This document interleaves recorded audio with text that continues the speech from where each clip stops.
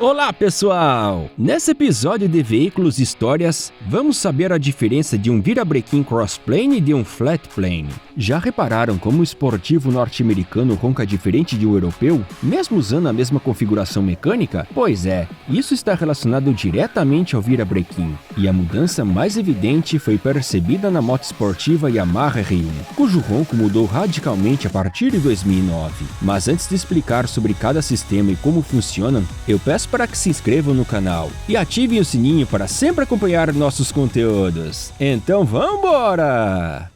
Em 2009, a Yamaha decidiu equipar a sua moto esportiva R1 com uma tecnologia que já era usada nas competições, o virabrequim crossplane. E essa inovação dividiu opiniões, já que os adeptos do famoso ronco estridente, comum em motos com 4 cilindros em linha, ficaram decepcionados, já que o som do motor ficou um tanto estranho. Vamos ouvir a seguir a Yamaha R1 com motor comum e em seguida o modelo com motor crossplane.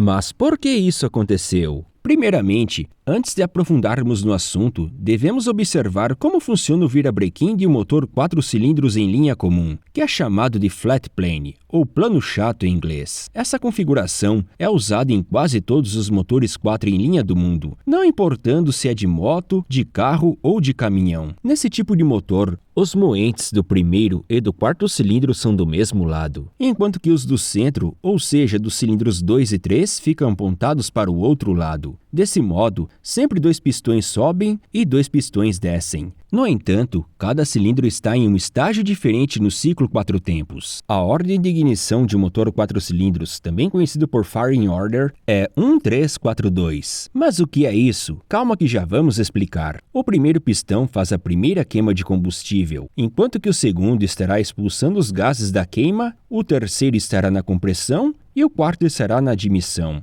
Então, após a primeira volta do virabrequim, será o pistão 3 quem fará a combustão. O cilindro 4 estará na compressão, o cilindro 1 na exaustão e o 2 na admissão. Agora, na próxima volta, é a vez do pistão 4 fazer a combustão, enquanto que o primeiro estará na indução, o segundo na compressão e o terceiro na exaustão. E finalmente, na última volta da ordem, o pistão 2 fará a combustão. O pistão 3 estará na indução e o pistão 4 estará expulsando os gases. E finalmente, o primeiro pistão está na compressão. O virabrequim é chamado de flatplane, porque se olhar a peça pela lateral, os moentes estarão retos. Assim, em todas as combustões, cada pistão terá realizado meia volta, ou 180 graus. Essa configuração é mais usada em modelos de 4 cilindros em linha por ter funcionamento suave e menos propenso às vibrações. No sistema crossplane, ou plano em cruz em inglês, se olhar seu virabrequim de lado, veremos uma formação em cruz. Cada moente está apontando para um lado diferente e está oposto em relação ao outro. Nesse exemplo, o pistão 1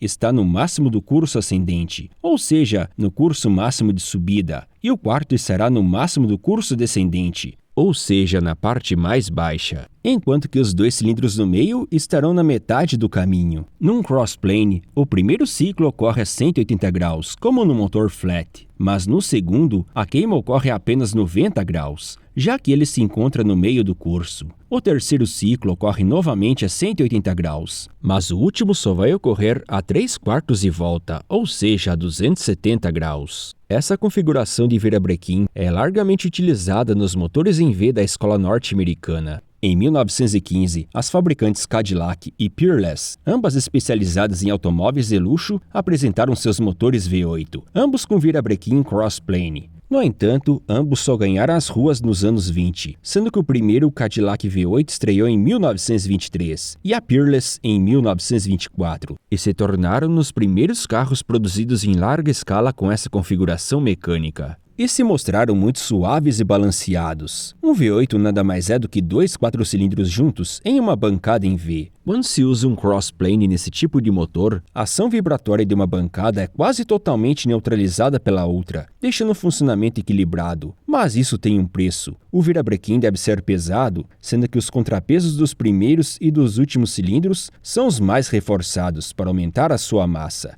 Isso é feito para melhorar o seu equilíbrio e reduzir suas vibrações. Todavia, o conjunto tem de fazer mais força para funcionar. Por isso que os motores V8 norte-americanos não giram muito. Mas isso não significa que não existam motores em V com ciclo flat plane, já que essa configuração é largamente empregada na escola europeia. Em motores em V de carros como Ferrari, o virabrequim é bem mais leve, já que não precisa de contrapesos tão pesados quanto num crossplane. Isso significa maiores rotações, sendo essa a configuração mais usada em carros de corrida de alta performance, incluindo os modelos da Fórmula 1. Mas se o motor flat plane é tão bom para altos giros e proporcionar grandes velocidades finais, por que raios a Yamaha decidiu adotar a solução do crossplane nas competições? As motos de competição, como os da elite das duas rodas MotoGP, são famosas por terem muita potência, o que significa maiores velocidades finais nas retas. Porém, essa potência toda não pode ser aproveitada nas curvas. Em etapas cujas retas são mais curtas, como a pista do GP da Alemanha de Sachsenring, o piloto não consegue usar toda a potência do motor. Mas o que é mais desafiador para um piloto de MotoGP não é exatamente contornar as curvas em si, mas sim a retomada em suas saídas. E é uma técnica que se exige muita perícia, pois se acelerar demais, corre o risco de destracionar e cair da moto. Assim, o piloto tem de saber tocar no limite entre ter potência e não destracionar. Se usar pouca potência é ultrapassado e se for afoito se acidenta. Nessas motos, a transmissão de energia do motor é repassada à roda por corrente, e essa transmissão característica é feita em forma de pequenos pulsos constantes. No motor convencional, também chamado de screamer ou gritante em inglês,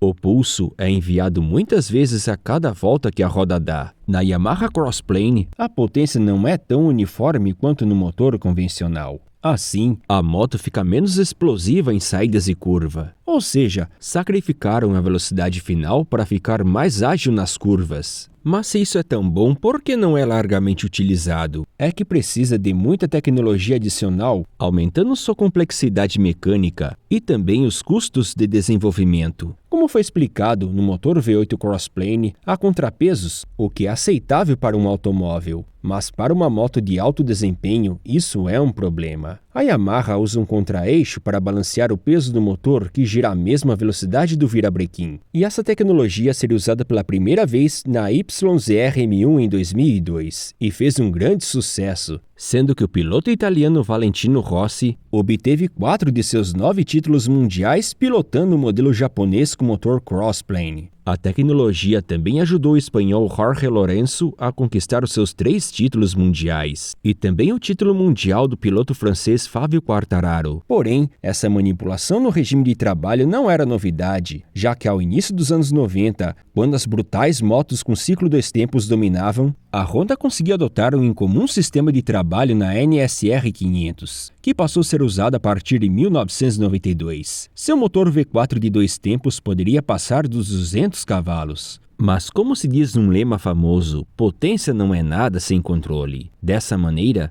a corporação japonesa adotou uma solução que ficaria conhecida por Big Bang. Nesse motor, 2 pistões vão bater ao mesmo tempo aos 68 graus do giro do virabrequim, e os outros 2 só serão acionados aos 292 graus. Aparentemente, isso deixaria o motor muito desequilibrado e com transmissão irregular de potência. Mas isso melhorou demais as retomadas nas saídas e curva, já que os pulsos de potência na roda são menores. Os intervalos dentre os pulsos são conhecidos também por lacunas de recuperação, Um piloto, por mais experiente que seja, não perceberá esses pulsos, mas a potência gerada nas saídas de curva sim. O motor passou a ter uma resposta menos explosiva, em compensação mais domável, o que melhorou muito os tempos de volta e fez o piloto australiano Mick Durham praticamente dominar os anos 90. Com 5 títulos mundiais seguidos entre os anos de 1994 a 1998. E ainda teve o título do espanhol Alex Crivillé em 1999 e o primeiro título de Valentino Rossi na categoria máxima em 2001. Assim como no modelo da Yamaha, a Honda desenvolveu um contraeixo para balancear o motor.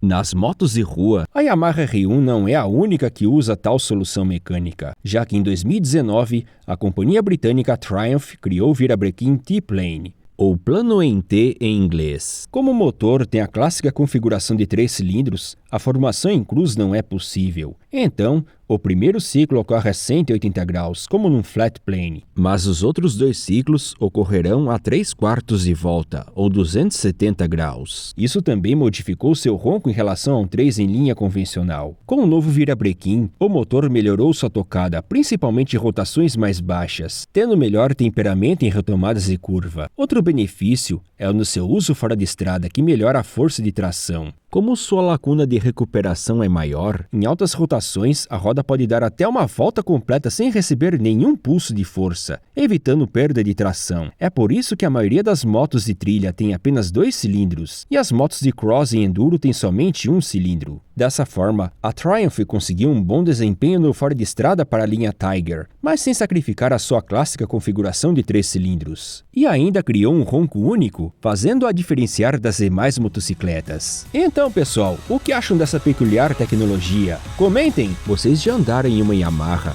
ou numa Triumph com essas configurações? Digam suas experiências nos comentários. Espero que tenham gostado do vídeo e entendido as explicações. Assim eu vou pedir o de sempre, para que deem um like e compartilhem com todos os fãs de mecânicas. E eu me despeço ao ronco de uma Triumph, com um motor comum e o T-Plane. Até logo e fiquem com Deus!